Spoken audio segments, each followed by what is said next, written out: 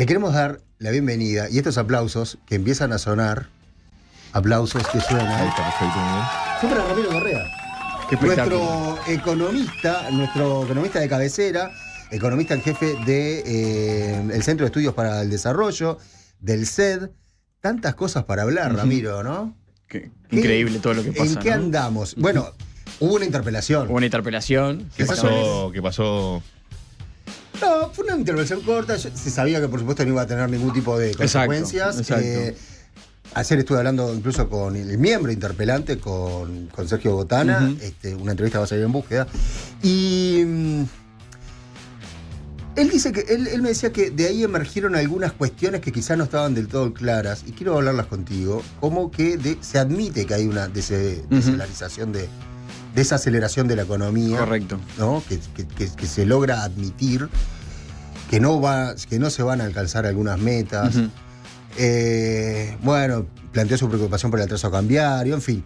Igual lo que quiero, de todas formas, más allá de meternos después en el proyecto de ley de competitividad, que es lo que vas a hablar hoy, ¿qué te dejó a vos la interpelación como economista, no? Sí, bueno, la interpelación, la verdad que exactamente uno de entrada sabía que no iba a haber cambios en el equipo económico, ni mucho menos. Claro. A mí me llamó la atención positivamente el nivel de debate que hubo, o sea, lo que pude ver, o sea, vi la intervención del miembro interpelante, que era el senador Botana, y luego vi las respuestas del ministro de Economía y el cierre que hizo. La verdad que los dos me parecieron con mucha altura, o sea, la verdad que al nivel político que a veces se discute en Uruguay, me pareció una interpelación buena en cuanto a la calidad del debate. No sé, creo que fue un debate centrado en la economía. Claro. Hubo algunos desbordes como siempre, pero digo, en términos generales fue con datos, con aportes, y me parece que las dos partes pudieron expresar bien su punto de vista. O sea que eso me parece ampliamente positivo en primer lugar. De acuerdo. De hecho, por lo que tenía entendido, quien interpeló no quería una interpelación, sino más bien un llamado a sala como para intercambiar justamente, pero bueno, por la cuestión legislativa terminó siendo Yo creo que una interpelación, ahí ¿no? hay un par de cuestiones, y una es que fue un debate más técnico también, Correcto. si se quiere, que político. Y bueno, Botana es economista, domina un poco el lenguaje económico, que no todos los políticos lo hacen. Y otra cuestión es que el ministro Odone es uno de los ministros bien conceptuados por la oposición. Exactamente. ¿no? O sea, es como un amigo de la casa, como alguna persona que da garantías y a la que hay que defender, ¿no? Exacto, y tiene un background, ¿no? O sea, digo, muy reconocido, entonces tiene validación por el espectro político, digamos, en términos generales. Yo lo que me quedo de la interpelación, un poco lo que tú decías, creo que hay una asunción por parte del equipo económico de que efectivamente hay una economía que está desacelerándose, o sea, que está creciendo menos de lo que se preveía, que lo hablamos varias veces acá, sin dudas. Y creo que en ese sentido la oposición y el miembro interpelante fue muy claro en los datos que aportó como para ir a esa conclusión. Creo que eso estuvo muy bueno porque justamente desde distintos puntos de vista, actividad económica, empleo, salario, informalidad, varias cosas, se armó un puzzle donde sí, creo que al equipo económico no le quedó otra que decir, sí, efectivamente estamos frente a esta situación, pero podemos manejarlo. Bueno, eso lo veremos, ¿no? Y sobre todo creo que dentro de poco lo vamos a ver con la rendición de cuentas, ¿no? O sea, yo creo que la rendición de cuentas que se presenta la semana que viene va a ser un parteaguas importante, dado el contexto macro en el que estamos, para ver efectivamente qué tiene. No solo esto de los 30 millones más, menos o lo que fuera, sino todo lo demás que implica una rendición de cuentas, ¿no? O sea, cómo el Ministerio de Economía planifica los próximos 5 años. Va a ser interesante ver qué escenario macroeconómico están viendo. Va a ser interesante ver dónde van a ser los ajustes presupuestales para justamente financiar estas partidas extra que aparecen. Va a ser interesante ver si efectivamente se mantienen las metas fiscales o no. El ministro ya adelantó que sí, pero bueno, vamos a tener que verlo justamente calibrado. Y hay algunas cuestiones, sobre todo vinculado a la regla fiscal, ¿sí? Que todavía merecen un avance, como bueno, ¿qué pasa si nos pasamos del tope de deuda o lo que fuera? Que eso entiendo que el Ministerio lo está trabajando y quizás, no lo sé, pero quizás la rendición de cuentas sea el momento en el cual lo van a plasmar en un decreto, en una ley, ¿verdad? Es interesante que hasta hace unos meses atrás la interpelación era como una herramienta puesta muy en duda, ¿no? Y por lo que entiendo, fue acertada hacerla. ¿Se podría decir eso? Que fue una oportunidad buena, a mí me parece que cómo fue dada la interpelación, me parece que fue buena. Creo que, poniéndome el traje del politólogo, ¿no? No, bueno, por eso sí. Creo que de ambas partes fue en un momento oportuno. Creo que la oposición pudo mostrar la visión que está teniendo el país y creo que el Ministerio de Economía también pudo salir a defender lo que está realizando. Lo digo porque es un momento donde se cuestiona mucho, que hay mucha interpelación, y hay que no abusar de la herramienta. Claro, no usar la herramienta, yo creo que en esta fue acertada, creo que sirvió, que se aportaron datos de ambos lados y eso me pareció positivo. Y de vuelta, destaco el nivel que tuvo esta se elevó la vara de lo que veníamos viendo, que era bastante, bueno, bajo. Ramiro, hablemos del proyecto de ley de competitividad, que es el que va a estar ahora en cuestión, ¿no? Exacto. El jueves pasado conocimos el famoso proyecto de ley de competitividad y baja de costo de vida, que era una de las promesas, digamos, del ministro de Economía que estaba trabajando en estos temas. En primer lugar, desde el CEN nos parece que el hecho de presentar un proyecto de ley con estos componentes es correcto. Es un proyecto de ley que extenso, tiene 240 artículos, o sea, no es un proyecto de ley pequeño, ni mucho menos, o sea, realmente mueve muchas cosas que existen hoy en día en Uruguay. Nuestra visión es que es un camino intermedio, ¿no? No es ni algo que es la nada misma, o sea, tiene cosas importantes y sustanciales que no son triviales y cambios importantes, pero también si uno se queda solo con los titulares y dice, bueno, baja el costo de vida, lo que fuera, uno dice, vamos a ir a un Uruguay muchísimo más barato, muchísimo más simple. Cuando uno lo aterriza, muchas de las cosas es bastante suavizado.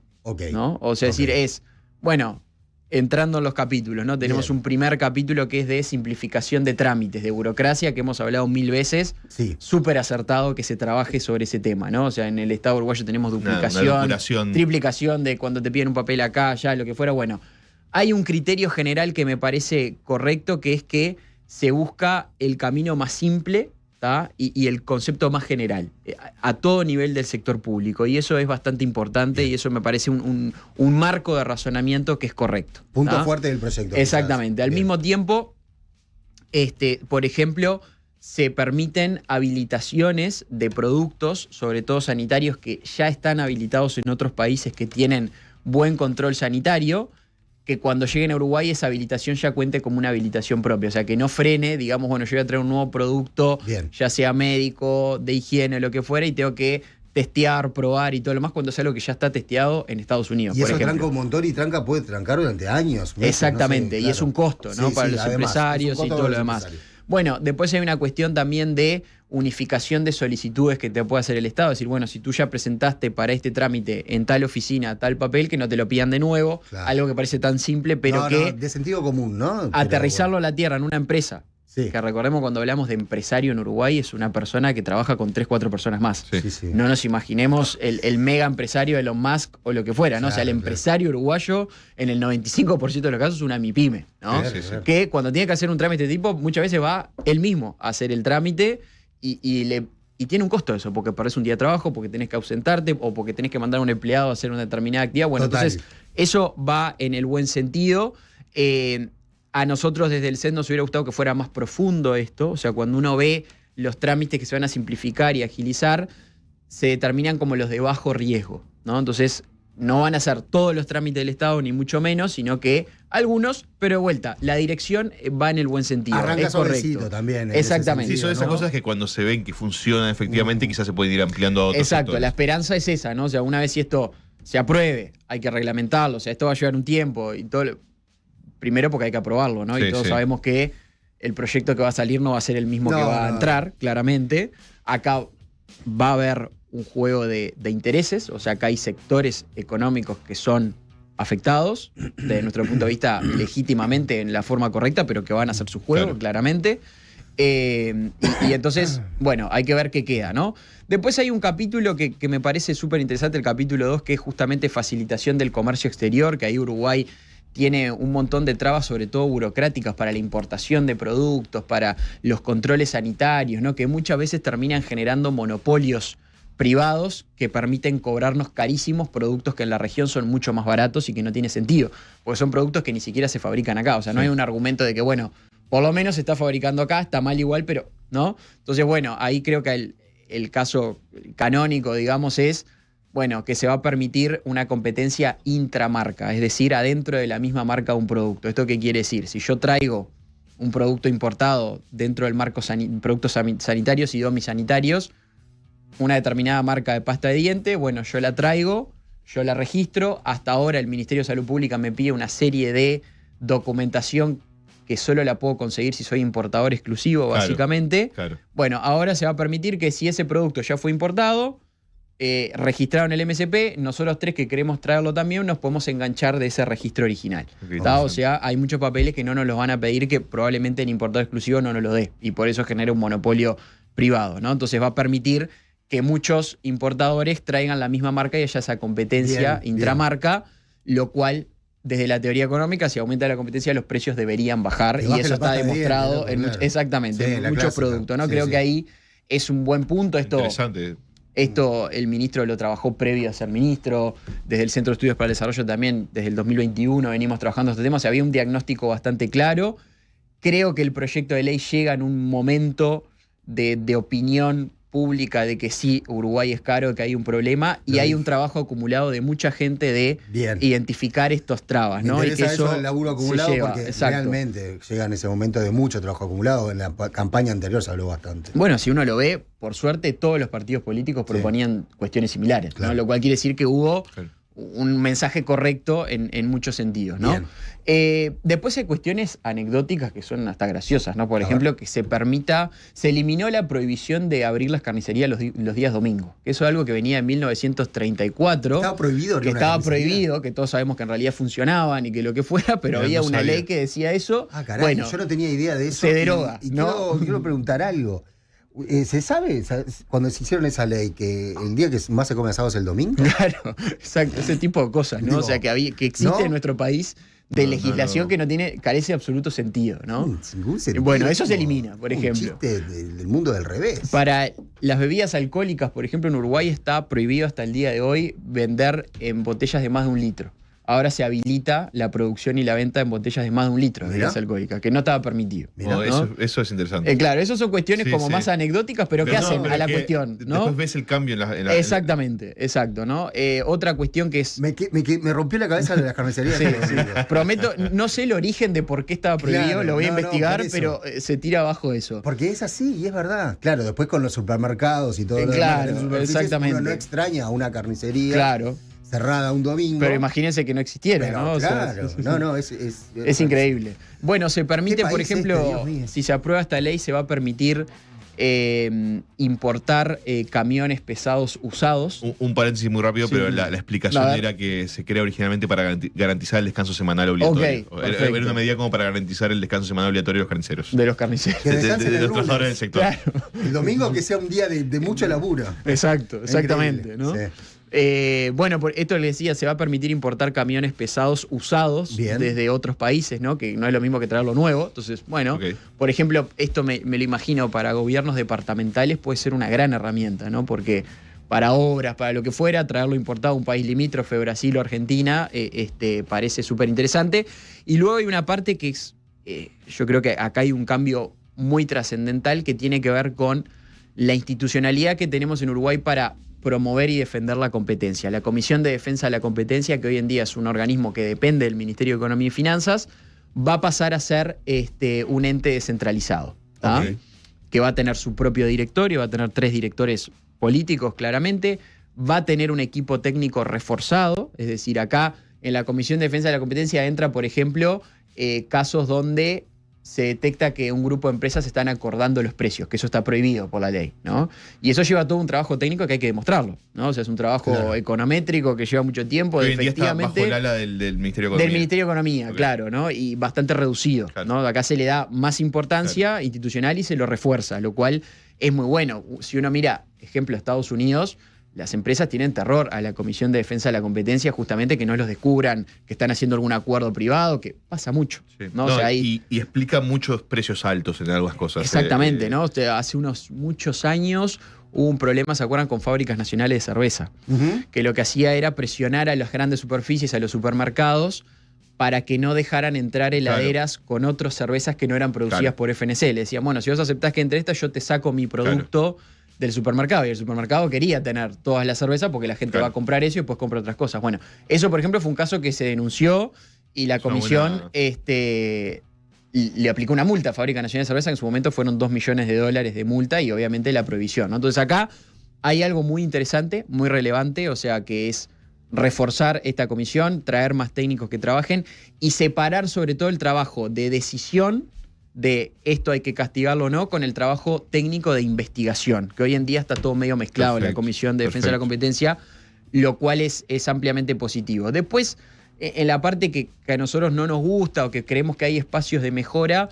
es que también en muchas de estas cosas se facilita, pero se le sigue dejando mucho nivel de discreción al organismo público. Claro, ejemplo, cuando nosotros decíamos traer productos ya habilitados del exterior. Sí. Eso dice, bueno, lo dice muy genérico. Para nosotros habría que definir los productos que vienen de Estados Unidos, Unión Europea, Brasil y Argentina, ya quedan habilitados. Para no darle ese poder de discrecionalidad al ministerio de turno para que pueda frenarlo o no. O sea, debería ser más bajado a tierra, ¿no? También se crean algunas comisiones de discusión, de promoción hacia adelante.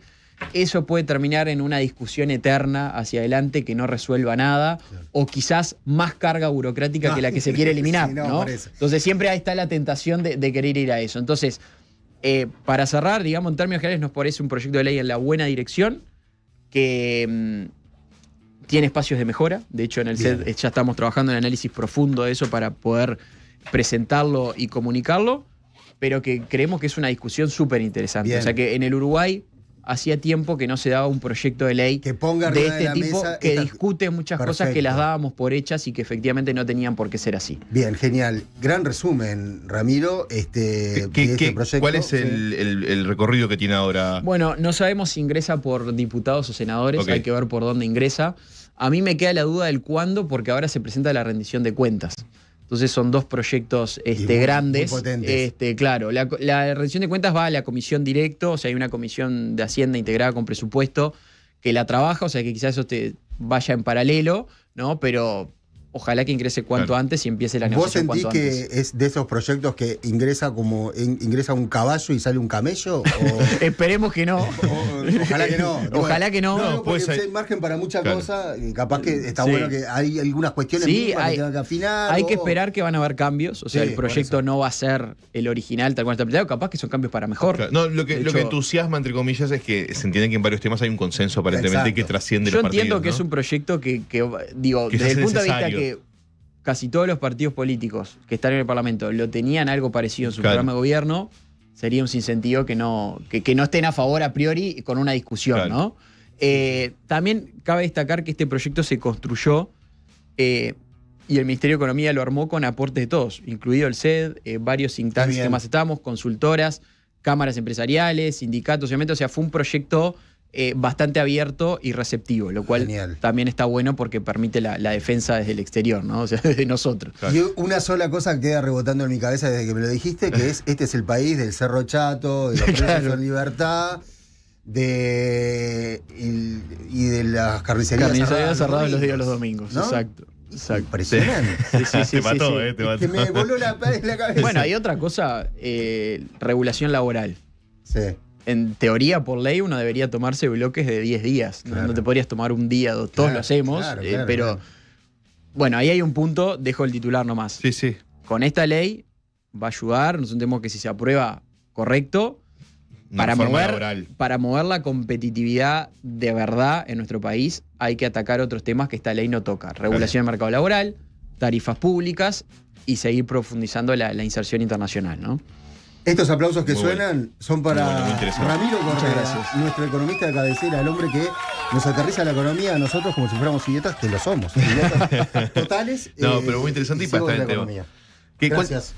Ramiro, te quería hacer una pregunta antes de que te vayas. Una pregunta que fue la pregunta del día. ¿Te gusta la palta? No. Muy bien, ¿viste? Listo. Perfecto. A mí era eso. No soy de la moda palta. A nadie le gusta la palta. Amigo, nos vemos. Cuídense. Ramiro, muchas gracias. Gracias totales a Ramiro Correa, un crack.